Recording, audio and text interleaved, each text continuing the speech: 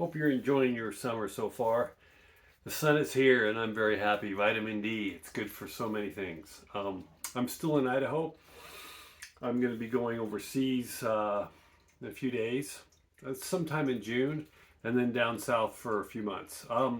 Anyway, just kind of a recap, checking in here. A couple things I want to touch bases is watch for the rhetoric. I'm talking about the mainstream news, the fake news, the legacy media, most of it, all sides.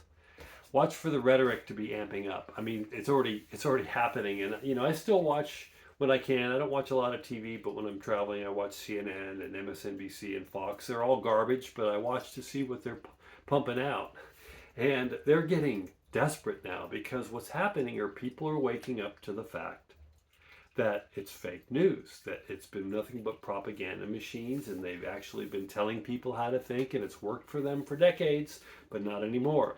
And they're getting desperate because, well, they're losing viewership, which translates on the business model that they can't charge, they have to charge less for advertising, so they're losing money and they're going bankrupt. CNN's seeing some of the lowest viewerships that it's ever seen in its history. So it's happening, but the pundits, the Rachel Maddows, the morning show, Joe Scarborough, they're getting desperate. They're really they're literally lying, and they're not even trying to hide their lies anymore, and they're gaslighting.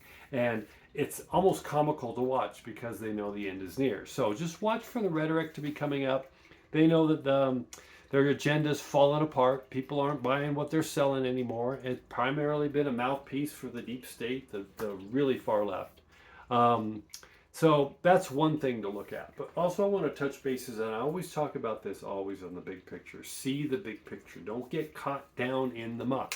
That's been my mantra for years now on so many levels. And I'll just use one thing as an example that this bill in Louisiana came out. The government signed about putting the Ten Commandments in the classroom.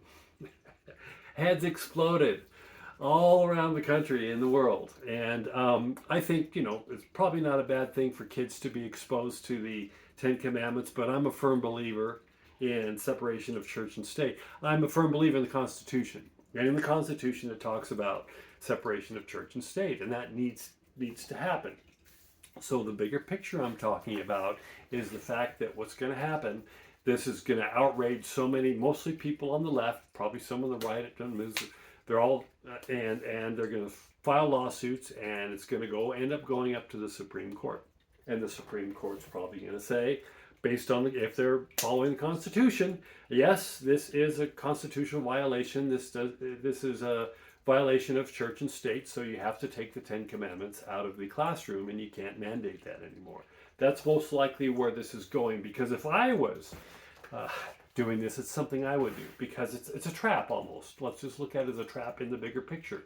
So what that means is that everything has to be separated from the classroom. And so all these DEI, all these diversity and the rainbow flags and the Ukraine flags and all these sort of religious, from their sides of the religion, that are in the classrooms, will have to be removed too. So there's two sides to every story. You always have to look at that. And it'll get back to a neutral classroom is where it needs to be, not pushing agendas of any sorts.